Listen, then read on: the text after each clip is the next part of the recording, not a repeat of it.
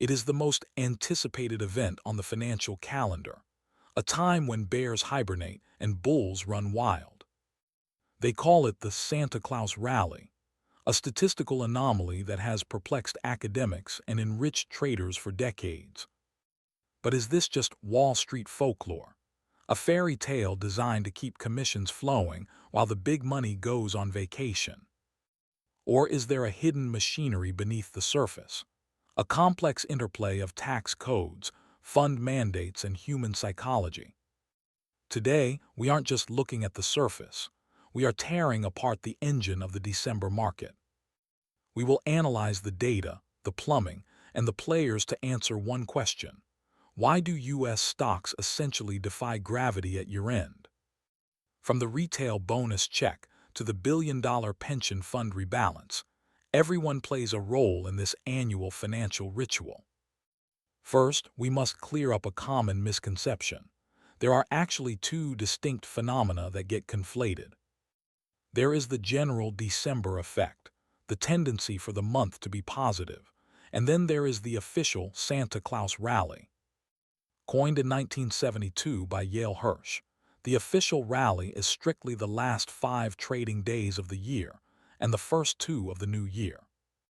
Hirsch famously noted that if this specific 7-day period is negative, it often predicts a bear market for the coming year. If Santa Claus should fail to call, bears may come to Broad and Wall.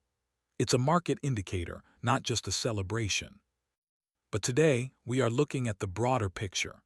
Why is December as a whole historically one of the strongest months of the year? Let's look at the hard data.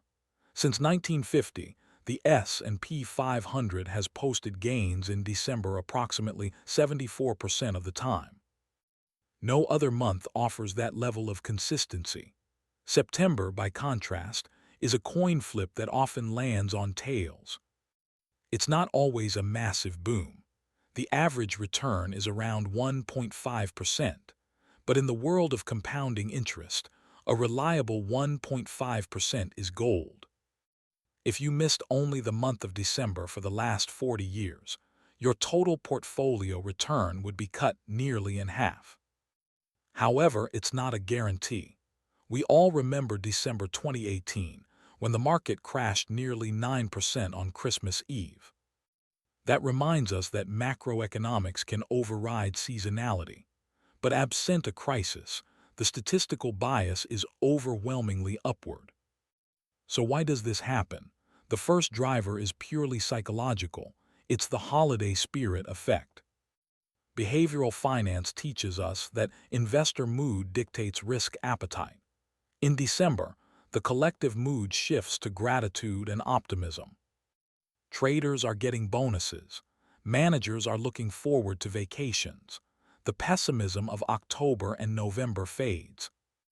It is psychologically difficult to be an aggressive short seller when the entire world is celebrating. The Grinch trade is a lonely one. This optimism spills over into consumer confidence data, which often beats expectations in December, reinforcing the bullish narrative. This creates a positive feedback loop. People feel good, so they buy stocks. Stocks go up, so they feel even better. Closely related is the turn of the year effect. Investors naturally look ahead to a fresh start. Wall Street strategists release their year-ahead forecasts in December. Spoiler alert, they are almost always bullish. This barrage of positive outlooks prompts investors to position themselves now for the expected gains of next year. We call this front-running the January effect. Investors buy in December to catch the traditional inflow of capital in January.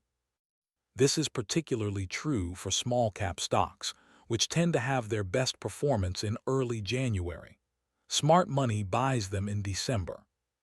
It is the classic buy the rumor dynamic. The rumor is a prosperous new year, and the buying happens before the ball drops. Now let's move from psychology to the cynical games played by institutional money managers. It's called window dressing. Mutual funds and hedge funds have to report their holdings to clients at year-end.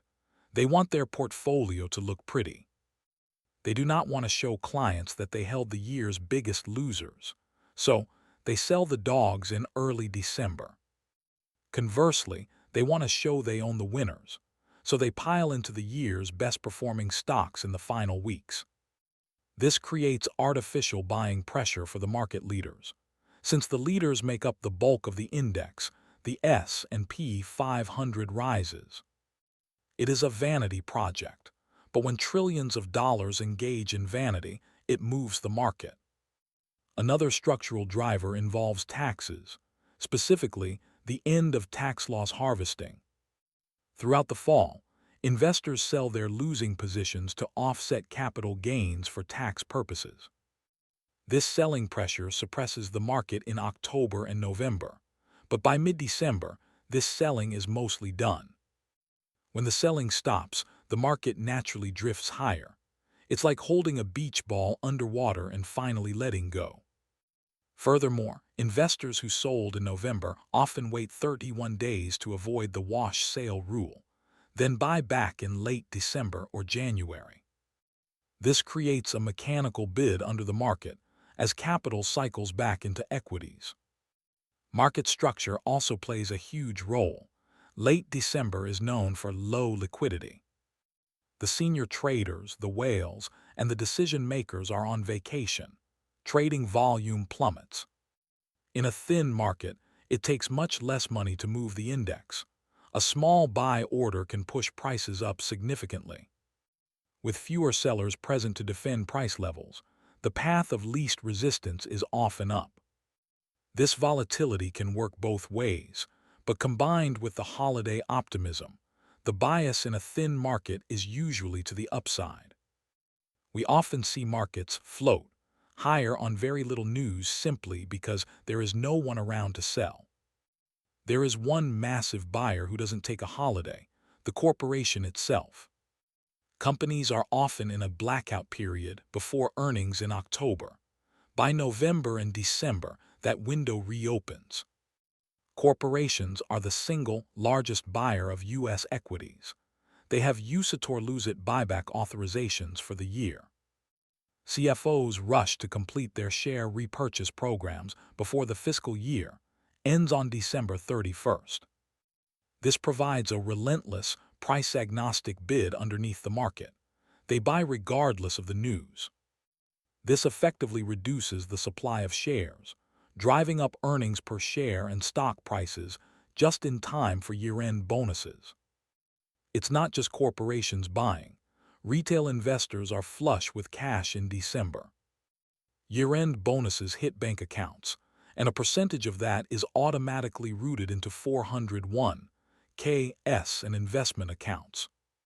Furthermore, investors rush to max out their IRA and retirement contributions before the tax deadline. Self-employed individuals and high earners make massive lump sum contributions to reduce their taxable income. This creates a structural wall of money entering the market exactly when liquidity is lowest. On the flip side, we have pension funds and sovereign wealth funds. They have strict mandates. If stocks have had a bad year, these funds are forced to buy stocks in December to get back to their target allocation, e.g., 60% stocks. This rebalancing is mechanical. It happens regardless of sentiment. If the market is down, they buy. Note this can work in reverse. If stocks rallied huge all year, funds might sell in December, but in average years it supports the market. We are talking about trillions of dollars. Even a 1% rebalance moves the needle globally. Finally, we have the most powerful force in markets, reflexivity. The belief creates the reality. Because everyone knows December is supposed to rally, everyone buys in anticipation of the rally. Nobody wants to be the guy shorting the market during Christmas. The pain trade is to the upside. Short sellers cover their positions to close out their year and avoid ruin. Short covering is buying. It becomes a self-fulfilling prophecy. The expectation of liquidity drives the liquidity. But we must be careful. It doesn't work every time. When it fails hard. A hostile Federal Reserve is the Santa killer. If the Fed is hiking rates aggressively, seasonality does not matter. Major geopolitical shocks or black swan events will always override historical tendencies. If the economy is entering a recession, earnings estimates will collapse, and no amount of holiday cheer will save the S&P 500. Never trade seasonality in a vacuum. It is a tailwind, not a guarantee. So, what actually rallies? It's rarely the defensive stocks like utilities or staples. Small caps often outperform. They benefit most from the January effect, front-running and tax laws bounce backs. High beta tech stocks, the volatile movers, often lead the charge as fund managers chase performance. Retail stocks can also see a bid as investors speculate on holiday shopping data. December is typically a risk-on environment. You want to be in the offensive sectors, not the defensive ones. Another characteristic of December is the crushing of volatility. The VIX usually drops. As trading desks empty out, the erratic swings often dampen. The market grinds slowly higher rather than jumping. This makes it a terrible time to buy insurance, puts on the market, but a great time to sell volatility. However, a super low VIX in late December can often signal a violent wake-up call in January or February. Is this just a U.S. phenomenon? Surprisingly, no.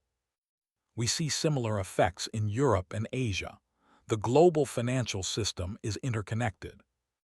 U.S. optimism often spills over, pulling global equities higher as risk appetite returns. While the Santa narrative is Western, the end-of-year accounting and tax dynamics are global. So, how do you trade this? Here is the playbook. Step 1. Look for entries during the pre-holiday weakness in October or November. Don't chase the peak in late December. Step 2. Look for quality stocks that were crushed for tax reasons. They often bounce hardest. Step 3. Have an exit plan. The inflows often dry up by mid-January, leading to a pullback. And always use stops. If the Santa rally fails to materialize by Christmas, get out. It's a bad omen. The December rally is a fascinating convergence of psychology, structure, and regulation. It is one of the few market edges that has persisted for 70 years, but it is not magic, it is mechanics. Understanding why it happens gives you the power to profit from it, rather than just blindly hopping for a gift. Thanks for watching this deep dive. If you want to master the markets, hit subscribe. Thanks you.